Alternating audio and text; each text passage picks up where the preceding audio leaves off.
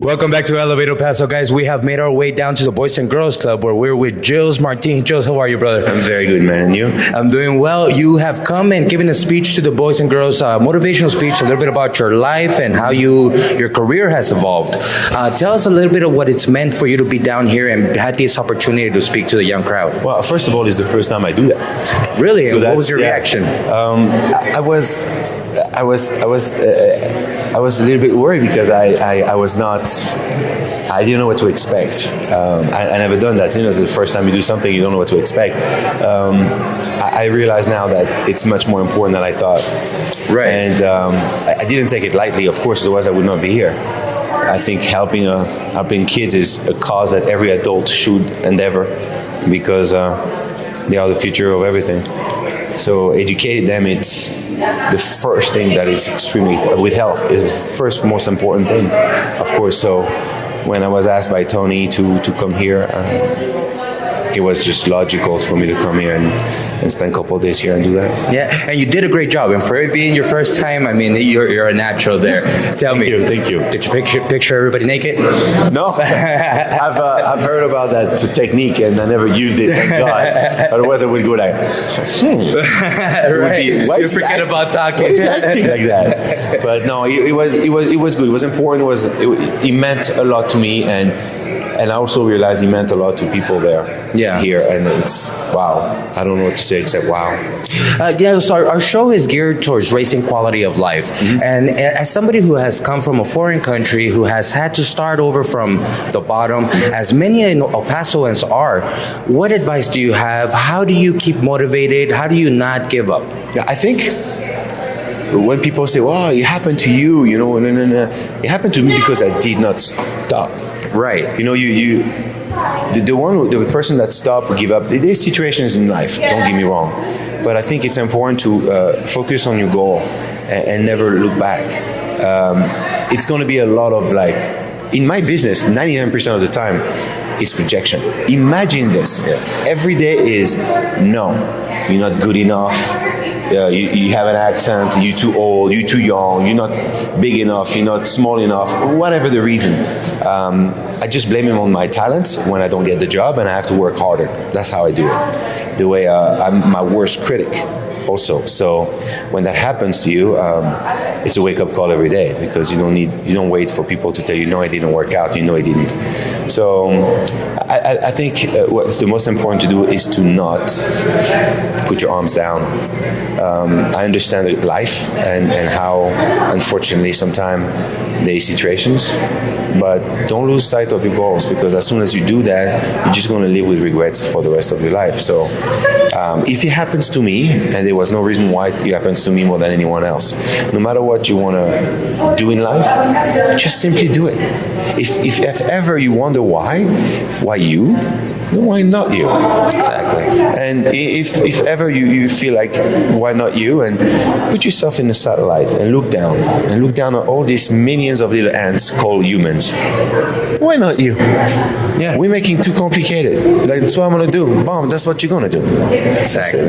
So what you're talking about is having determination and vision and just don't stop. Don't stop, and then maybe you want to do investment, maybe you want to be a teacher, maybe whatever you want to do. No one stops you. Only you stops you. Yeah, and without a doubt, and I see how it gets to a point where a lot of times we can't find that strength from within ourselves, that social network, that safety net that comes in and helps us out. Who was there for you when you couldn't go on yourself? Well, of course, my wife. Then if it comes to friends, I would say a friend of mine, Phil Glatter. In life, you have to realize, especially when you're young, that the people that are around you and loves you are here to really put you in the stratosphere, put you in the beautiful pedestal. They want you to succeed more than anyone else. Your parents, your close friends. For me, those people never give up on me. Sometimes I was about to give up, and they were there to tell me Yeah. Like every other week is like that for me. Every other week is like you have nothing. You have to start from scratch again. Yeah. So this is why it's very consuming. This career is consuming, because if you don't, like right now, I'm doing a lot of creating, because that's what you need to do to be heard. You know, for many years I call it the puppets, the actor, the one who tells the story through the words of someone else. But I want to create more. I want to do that, and this is what we're doing right now. It's fulfilling, you know. And also it's time for me to create and put someone like I was years ago on the map. It's my responsibility to turn the machine around and give back. Yeah, exactly. So what's in creation right now? Well, TV shows. Two really, really cool TV shows that we're putting together for a very important person that I can't even say the name because I'll be killed. And I'm still baffled that they even thought about us doing that.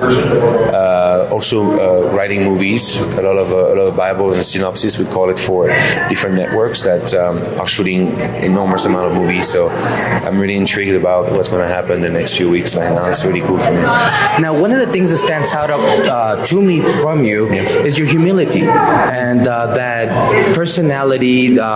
Is this something you feel is key to success? I'm not sure, because I know a lot of very cocky, not super nice people that are very successful.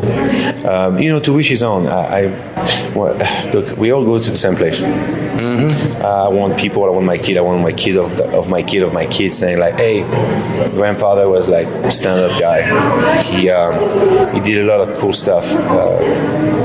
I think I care about what people think about what I did. A lot of people say, I don't care what people think. I care what people think. I have a responsibility more than others because we're in the limelight. And it's my chance to give back in a small way like here, or a big way other times. It's important to be human, you know. Sometimes you're faced with adversity in life, and you're faced with trauma. It could be an accident, could be anything. It's up to you to act at the moment, and remember always that whatever you're doing today will reflect tomorrow. So do you consider yourself a role model? It's a good question. I never had that question asked. I consider myself as I have a responsibility to be a role model. There you go. And so what we profess is that we are all role models, regardless of us being conscious of it or not. With that in mind, what would be your suggestion in regards to our day-to-day living? Every day, find a way to do something for someone else. A little something. It could be what I did today. Meeting people, make them feel like they're part of this life and this world.